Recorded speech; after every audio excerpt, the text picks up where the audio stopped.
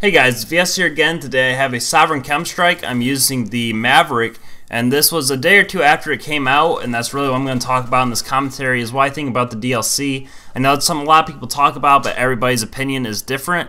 So I'm going to get to that in a minute after I talk about the gameplay a couple seconds more. This was a double fail. I think I died 7 or 8 off the first streak I was on, and then I went on to get this K.E.M strike. So I was disappointed I didn't get the double. I think I will eventually, just because of how I've kind of played lately. Well, I don't know. I don't really try for it, but it'd be awesome if I did still. Anyway, I cut a couple spots out in this video just because I was running around trying to find people and I didn't want to post like a 7-minute video or something like that. And I don't know if people quit out or what, but I was just having a hard time finding people, so I cut out the spots in between kills where I wasn't finding anybody. I don't think I cut any kills out. I apologize if I did.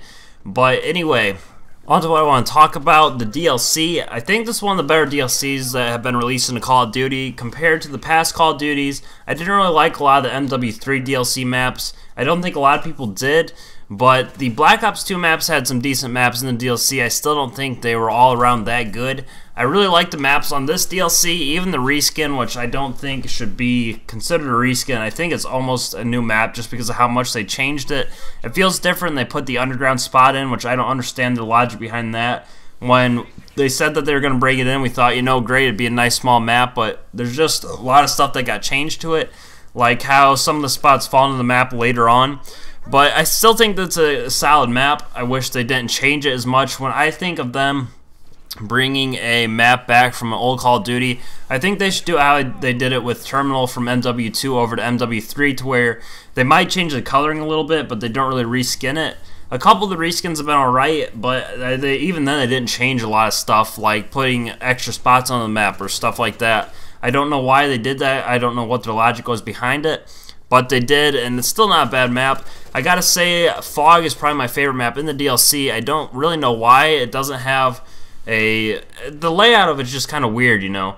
And I think the B-Dom's at a weird spot, but it's just a cool map. The Michael Myers music is kind of cool. I still haven't tried Michael Myers myself yet. I don't know if I really care to or not, but it's still interesting they put that in. I think it's one of the better challenge care packages that you can earn in Ghosts.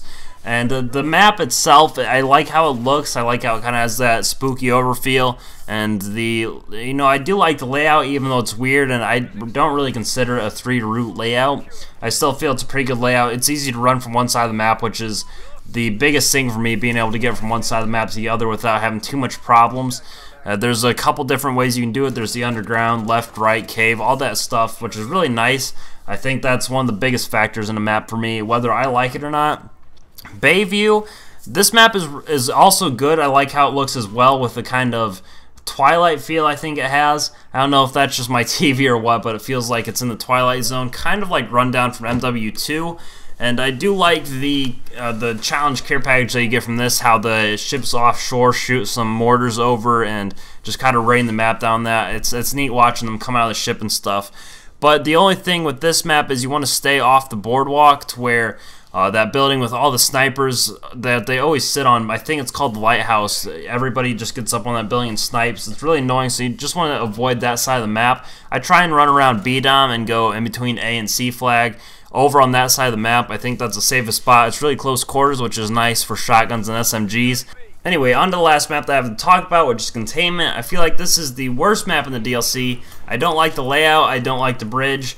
I haven't even seen the care package field orders in this one yet, but I don't think it's all that good.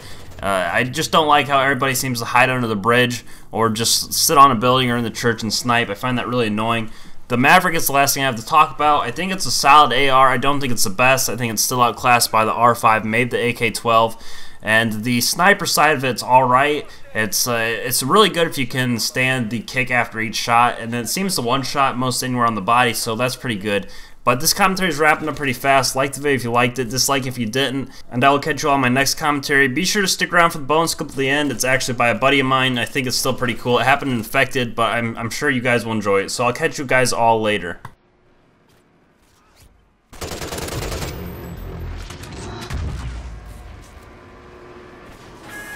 Friendly K.E.M strike incoming. Losing Alpha. Securing Bravo.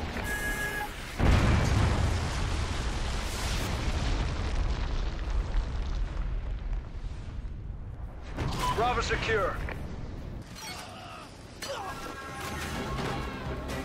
Mission accomplished. A good day's work.